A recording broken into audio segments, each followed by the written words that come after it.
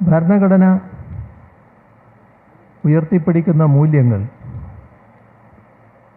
ആ മൂല്യങ്ങൾ ദേശീയ പ്രസ്ഥാനത്തിൻ്റെ ഭാഗമായി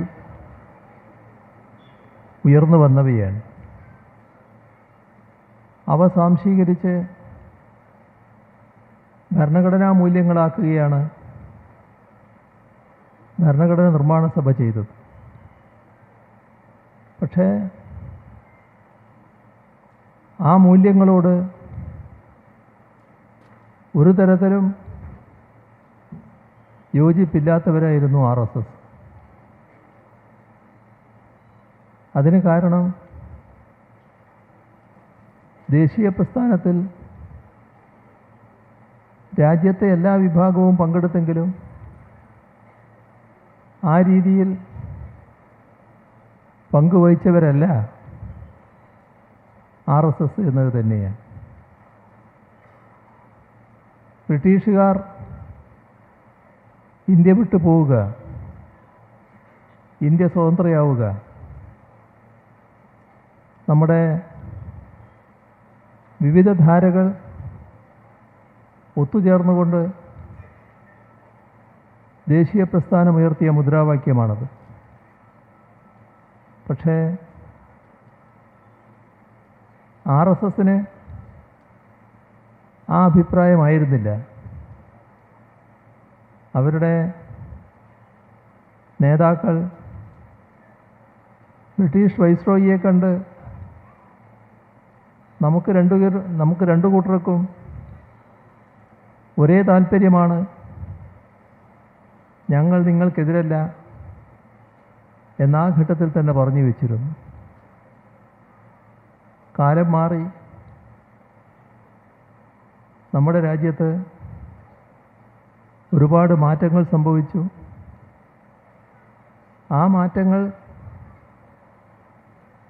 ഇതിനെല്ലാം എതിരായ കൂട്ടരുടെ കയ്യിൽ രാജ്യത്തിൻ്റെ ഭരണമെത്തിക്കുന്ന നിലയുണ്ടാക്കി. ഇത്തരമൊരു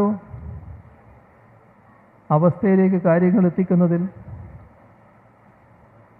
നമ്മുടെ രാജ്യത്ത് നിർണായകമായ പങ്ക് വഹിച്ചിട്ടുള്ളത് കോൺഗ്രസ് ആണ് എന്നത് മറക്കാൻ കഴിയില്ല. കോൺഗ്രസ് RSS പ്രതിദാനം ചെയ്യുന്ന വർഗീയതയെ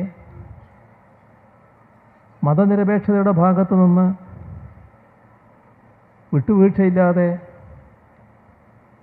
എതിർക്കുന്ന നിലപാടല്ല സ്വീകരിച്ചു വന്നത്. ആദ്യഘട്ടത്തിൽ അത്തരമൊരു നിലപാട് കോൺഗ്രസ് നേതൃത്വം സ്വീകരിച്ചിരുന്നെങ്കിലും പിന്നീട് വർഗീയതയുമായി സമരസപ്പെടുന്ന കോൺഗ്രസ് നേതൃത്വത്തെയാണ് നമുക്ക് കാണാൻ കഴിഞ്ഞത്. അത് രാജ്യത്തിനകത്ത് ശക്തമായ വർഗീയ വികാരം ഉയർത്തിക്കൊണ്ടുവരാനുള്ള നീക്കങ്ങൾ സംഘപരിവാറിൻ്റെ ഭാഗത്തുനിന്നുണ്ടായപ്പോൾ അതിനെതിരെ ജനങ്ങളെ അണിനിരത്താനല്ല കോൺഗ്രസ് തയ്യാറായത്. അവർ അത്തരം കാര്യങ്ങളിൽ എതിരായ സമീപനം സ്വീകരിക്കേണ്ടതില്ല. RSS പറയുന്ന ഹിന്ദുത്വ രാഷ്ട്രീയത്തിൻ്റെ നിലപാടുണ്ട്.